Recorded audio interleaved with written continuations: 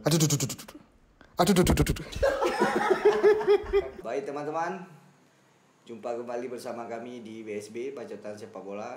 Kali ini lagi-lagi bersama Cik Boy karena nggak ada orang lain. Dan juga Om Seh. Siap. Oke, kita hari ini akan membahas mengenai apa Cik? Spanyol lah. Spanyol. Kita akan obrak-abrik mengenai kedalaman skuad dari Spanyol, bagaimana proses dia masuk ke putaran final hingga skema apa yang dimainkan oleh Spanyol Dan segala kemungkinan lainnya. ya ketika pergelaran putaran final Euro nanti. Jadi Cik langsung saja isu terkini Cik. Jadi baru dapat juga kemarin bahwasanya Busquets terkena COVID-19. Oh ya, Sergio Busquets lah.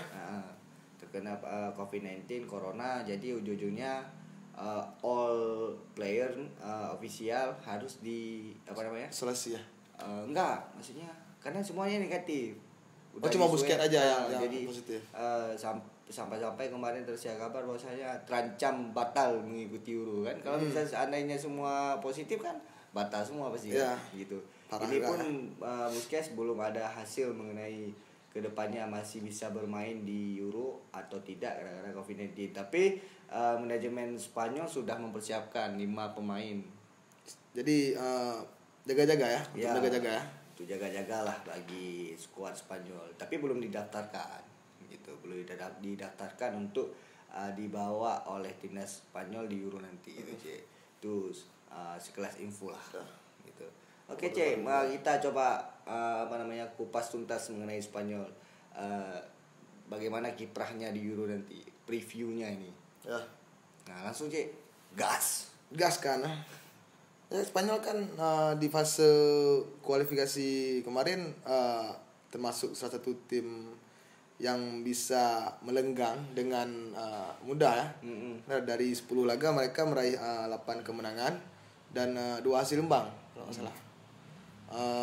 Jadi tidak terlalu banyak masalah di fase kualifikasi tersebut. Spanyol bisa melenggang dengan tapi mudah. kan lagi-lagi bahwasanya Spanyol membawa skuad yang muda lagi di regenerasikan, maksudnya generasi baru gitu.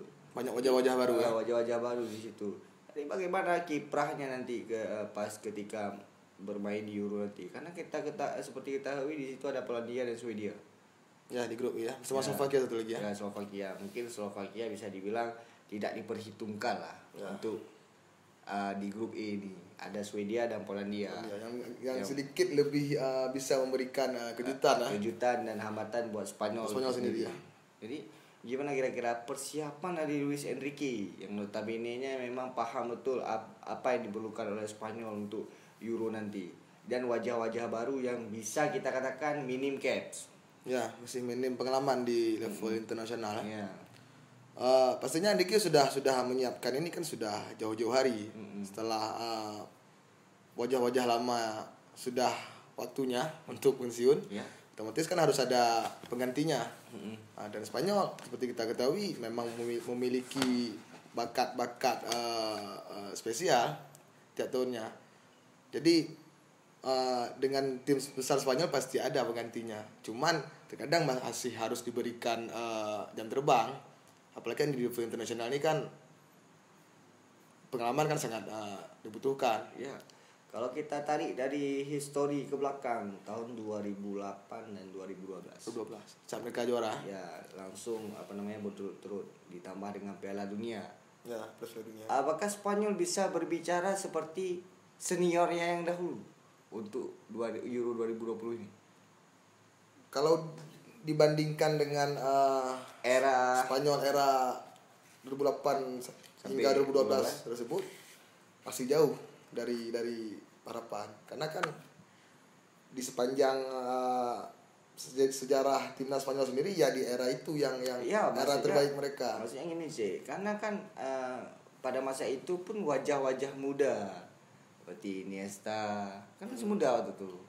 Tapi di saat itu sudah mulai memasuki usia-usia emas.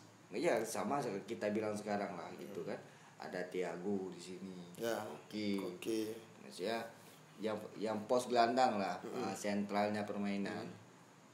berarti masih apa namanya? Masih bisa kita katakan belum bisa berekspektasi seperti Mendy yang senior yang dulu gitu. Ya, sebetulnya kan tidak bisa dibandingkan juga pemain seperti Thiago, Fabian Ruiz, Koke. Kita sandingkan dengan pemain legenda seperti Iniesta, Xavi, Xabi Alonso. Cuman kan mereka tetap pemain bagus. Ya, Pastinya kalau mereka bagus nggak panggil timnas. ya, jadi kan tugas mereka harus membuktikan apakah mereka mampu mengikuti apa sejarah yang sudah dibuat oleh senior mereka. Ini yang akan kita nantikan di pergelaran Euro ini. Mengenai kedalaman skuad yang dibawa Luis Enrique untuk Euro nanti, bagaimana pendapat Aceh? Ini murni real pendapat. Nanti juga aku akan bilang pendapat aku gimana. Ya, Spanyol kan cuman membawa 24 pemain nih. Sedangkan slotnya kan ada 26 sebenarnya. Tapi Luis Enrique memutuskan untuk membawa 24 pemain saja. Dia beralasan bahwa kalau 26 pemain yang dibawa itu terlalu banyak. Seperti kesannya buang-buang slot lah, dan mainnya nanti belum tentu main juga. Itu anggapan Luis Enrique sendiri. Tapi kan yang timbul kontroversi, di skuad mereka kan tidak ada nama-nama seperti Sergio Ramos, Dani Carvajal, kemudian Marco Asensio. Itu kan pemain-pemainnya Real Madrid. Tapi tidak satupun pemain dari Madrid yang dibawa di sini. Ini kan timbul tanda tanya besar sebenarnya. Apalagi kan mengingat seperti yang saya katakan tadi, masih ada 2 slot sebenarnya kan yang kosong. Tapi kenapa tidak dibawa Ramos atau juga Asensio? Aceh tahu kenapa gak dibawa? Ya, Enrique mengatakan bahwa Ramos tidak cukup fit untuk bermain di Piala Eropa ini. Karena kan yang rumor terbesar kan di Ramosnya ini. Ya bagaimana tidak dengan Ramos dengan pemain caps terbanyak di Spanyol, malah tidak dibawa. 3 trofi champion. 3 trofi. 3 apa 4? 4 trofi Liga Champion. Kemudian di saat era Spanyol yang kita katakan tadi, dia juga ada di sana di saat juara tersebut. Jadi kan jadi tanda tanya besar nih. Mengapa Ramos tidak dibawa? Meskipun Ramos di musim lalu memang musimnya agak sedikit agak diganggu cedera. Ya. Memang benar. Cuman kan Ajarlah faktor. ya, cuma melihat pemain senior, kemudian sosok pemimpin, sosok komando istilahnya di lini bertahan, ini kan sangat penting Ramos sebenarnya. Walaupun tidak bermain. Ya kita lihat di Madrid lah waktu itu. Ya. Ketika support dia dari bangku. Karena kan pemain seperti Ramos ini bisa memberikan motivasi kepada rekan-rekan, terutama di ruang ganti sendiri. Di situ yang peran Ramos nggak dibutuhkan sebenarnya. Berarti Enrique secara tidak langsung membuat blunder. Ya, pasti. Ya kita lihatlah hasilnya nanti, apakah blunder atau enggak. Terus Enrique juga harus membuktikan sendiri. Ya, tapi menurut Aceh itu salah satu blunder terbesar Enrique. Euro tahun ini. Setidaknya Ramos lah yang dipanggil. Karena kalau saya pribadi nggak setuju juga kalau Ramos nggak dipanggil sih. Berarti karena kan kita tahu bahwasanya Enrique itu ex Barcelona gitu. Ya. Apakah ada isu-isu bahwasanya karena ex Barcelona jadi karena rivalnya Real Madrid itu tidak dipanggil pemain Real Madrid, atau memang atau bagaimana gitu?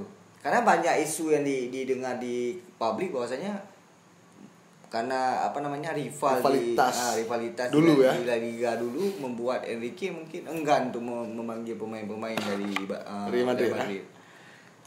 Sebenarnya kalau dikaitkan dengan hal seperti itu kan ya masuk akal. Cuman ya Enrique sendiri kan ya membantah. Pastinya dia tidak bisa melakukan seperti itu. Iya, kalaupun memang ya pasti dia membantah. Harus membantah pastinya kan, nggak mungkin juga dia mengiyakan. Publik Spanyol akan marah karena itu ibu kota Spanyol. Katalan pun kan pinggiran. Iya, gitu. Katakanlah kalau Ramos saja yang dipanggil, sebenarnya itu udah nggak ada isu seperti macam ini. No Madrid in Spain. Ya, kan agak lucu ya. Oke, Cik. Jadi untuk pemain-pemain muda yang dibawa oleh Luis Enrique ini, apakah sudah ada kapasitasnya untuk bermain di Euro? Karena itu banyak pertanyaan-pertanyaan dari masyarakat yang kita bilang waktu kita ngopi gitu kan. Ya. Ada yang bilang bahwasanya timnas Spanyol ke timnas sudah kurang familiar nama-nama di skuadnya. Timnas U23 lah gitu kan. Maksudnya nggak ada terkenalnya gitu pemainnya. Terus sebenarnya kalau dilihat dari potensi pemain ini ada potensinya. Cuman karena mereka baru memulai perjalanan mereka di level internasional. Artinya di situ yang publik masih meragukan. Maka dari itu tadi saya mengatakan bahwa pentingnya Ramos di dalam skuad Spanyol sendiri. Karena kan di belakang sendiri dengan Pau Torres, Aymeric Laporte itu kan wajah-wajah baru sebenarnya. Meskipun Laporte sudah berusia 27 tahun, tapi dia kan baru bergabung dengan Spanyol. Baru kali ini. Kita berbicara Spanyol tentu tidak sah kalau tidak mengatakan Tiki Taka. Yang sudah melekat sudah melekat di tubuh dari timnas Spanyol gitu. Apakah pada Euro tahun ini Tiki Taka akan dimainkan lagi formasi 4-3-3 yang biasa dimainkan oleh pelatih-pelatih yang terdahulu gitu? Ya, Luis Enrique masih mempertahankan skema 4-3-3 ini. Karena saat di Barcelona dia juga hampir selalu memakai skema ini, dan ketika dia melatih timnas Spanyol dia juga masih mempertahankan pola permainan Tiki Taka ini. Didukung dengan pemain seperti Thiago Alcantara, Sergio Busquets, kemudian ada Rodri, ada Fabian Ruiz, Koke. Sebenarnya ini kan tugas yang akan dilakukan oleh mereka untuk tetap bermain dengan skema yang sama, yang sudah sangat identik dengan Spanyol. Berbicara tentang peluang 2012, 2008, 2012 Euro 2 kali beruntun. Tentu Spanyol merupakan tim yang difavoritkan untuk juara. Tapi melihat dari skema yang masih dipakai, masih memakai skema Tiki Taka yang dulu, dan pemain-pemain wajah-wajah baru, apakah mampu setidaknya berbicara banyak di Euro nanti? Ya, melihat tim ini yang belum terlalu lama, otomatis kan masih kalah, difavoritkan lah ketimbang tim-tim yang sudah fix seperti Prancis, kemudian Portugal juga. Itu kan memang tim yang sudah sudah fix, sudah menemukan chemistry. Sedangkan Spanyol kan masih dengan wajah-wajah baru, masih membutuhkan waktu. Jadi di sini yang tugas berat Enrique di sini.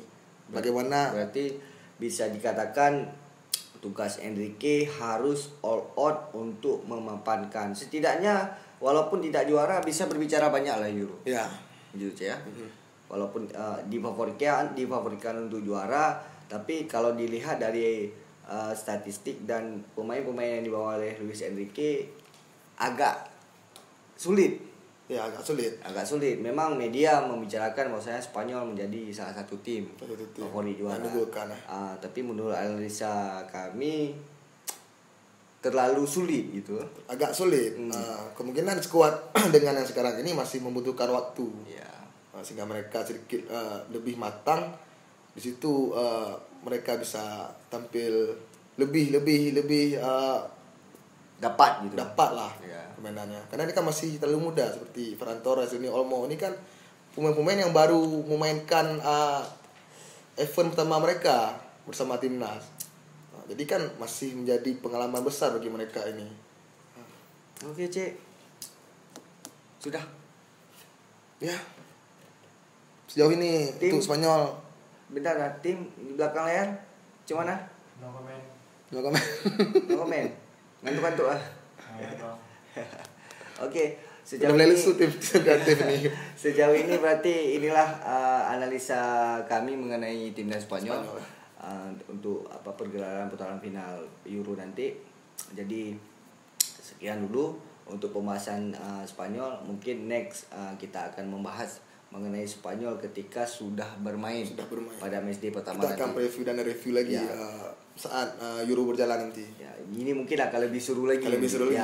Karena kita sudah melihat hasil pertamanya dulu. Bagaimana permainan mereka. Apa yang dilakukan Enrique, blunder atau tidak, seperti pertanyaan-pertanyaan tadi itu tidak membawa seorang King Sergio Ramos. Oke, teman-teman semua, terima kasih telah menonton. Salam bacot.